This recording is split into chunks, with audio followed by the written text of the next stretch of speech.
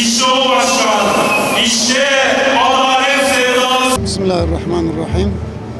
Adil sistem, hakça paylaşım temasıyla kongreye gittik. Bu Hüdapar biliyorsunuz 12. yaşında ve bu 5. bizim olağan büyük kongremiz. Yani gelinen aşamada büyük bir davamız var ve davayla birlikte büyüyen bir parti var. Bu parti gün geçtikçe Türkiye siyasetinde söz sahibi oluyor. Türkiye siyasetinde daha fazla yer ediliyor, konuşuluyor, gündem yapılıyor ve elhamdülillah izler bırakıyor, etki bırakıyor. Gelinen aşamada hani 10 yıl öncesinden, 12 yıl öncesinden şimdiye kadar Türkiye siyasetinde çok şey değişti. Her şeyden önce biz hani o dönemki hükümet ile şimdiki hükümet söylem ve eylem arasında çok fark ortaya çıktı. Biraz daha adalete yaklaşması gerekirken, daha fazla adalet bekliyorken bizler maalesef bakıyoruz daha fazla o merkezi adaletten uzaklaşmaya doğru gidiyor.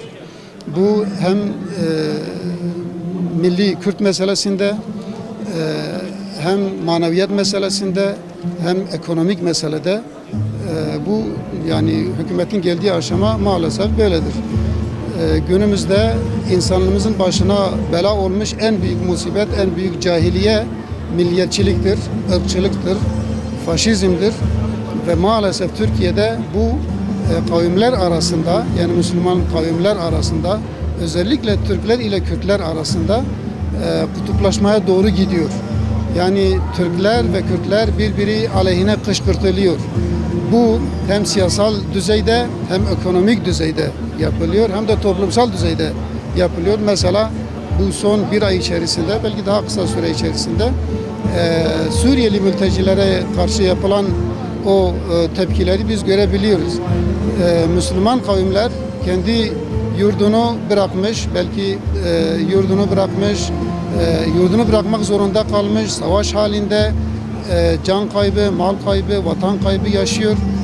Bize sığınmış, bizim içimizde bu milliyetçilik duygularından, ırkçılık duygularından dolayı onlara karşı çok sert, çok kötü bir tepki oluşturulmuş, kovulmaya çalışılıyor. Bunlarla birlikte sadece Suriyeliler değil, Türkiye insanımız da yani Kürt olan Türkiye insanı hatta Müslüman kılıklı insanımız da bu tehlikeden nasibini alacak duruma seviyeye gelmiştir.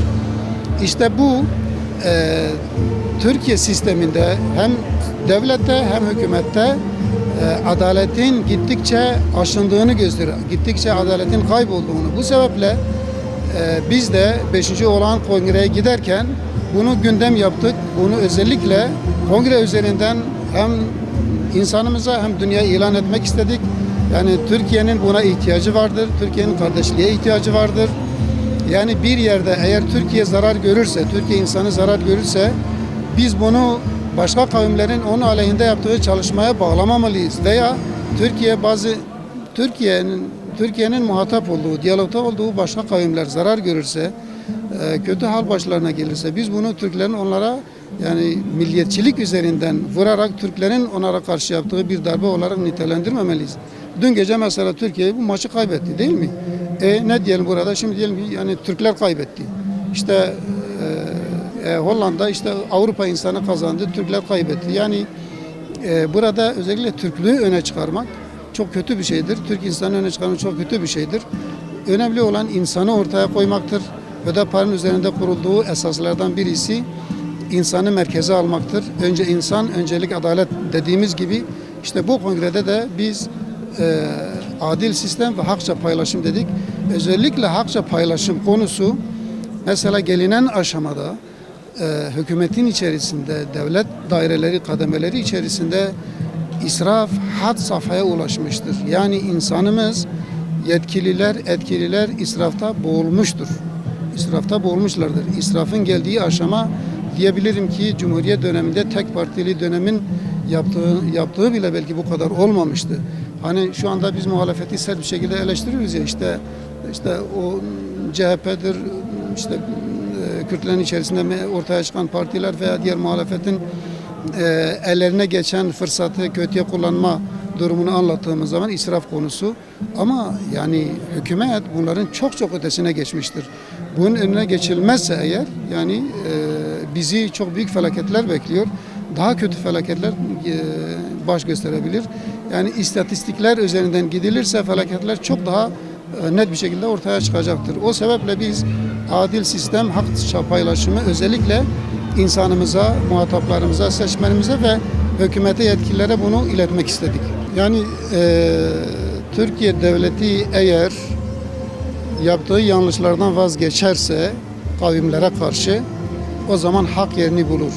Dil değerini bulur, Kürt değerini bulur, Türk değerini bulur. Türk, Türklüğüyle bu kadar şımarmaz, Kürt de o kadar mağduriyet yaşamaz. Böyle üniversitelerde biliyorsunuz mesela Kürt dili bölümleri var. Onlar hangi bölüm altında? Yaşayan diller. Yaşayan diller. Yani bu çok ayıp bir kavram, ayıp bir ifade. Yani sanki ölmemiş olan, halen veya can çekişen diller veya öldürülmemiş olan diller. Oysa ki sadece Türkiye'de belki resmi rakamlar 20 milyon diyor ama gayri resmi belki 50 milyonu da bulur. Onun dışında diğer 3 parçayı da işin içine katarsak ve 3 parça dışında Rusya'daki, Arap dünyasındaki, Avrupa'daki Kürtleri de işin içine katarsak belki dünyada diyebilirim 100 milyonu aşkın Kürt var ama 4 parça coğrafyada bütün haklardan mahrum bırakılmış, özellikle etnik haklardan. Dil inkar ediliyor, kültür inkar ediliyor, kavmiyet unsuru inkar ediliyor. Ana dilde eğitim, ana dilde konuşma birçok şeyde sahada inkar ediliyor, reddediliyor. Burada yapılması gereken dile kardeşçe bir yaklaşımdır. Biz Hüdapar olarak programımızda da dile getirmiştik. Siyasi değerlendirmelerimizde de yeri geldiği zaman dönem dönem gerek Sayın Cumhurbaşkanı gerek diğer hükümet yetkilileri de bunu sürekli paylaşıyoruz. Yani dile karşı bu tavrın mutlaka değişmesi lazım. Yoksa ne Türkler rahat eder, ne Kürtler rahat eder. Adalet, huzur, barış, selamet eğer istiyorsa ki mesela bu sloganları bütün siyasi çevreler kullanıyor. İktidar partisi de kullanıyor, muhalefeti de kullanıyor. Herkes de bunu söylüyor. Eğer bunu gerçekten istiyorsak bunun kardeşlik esası üzerinde halledilmesi gerekir.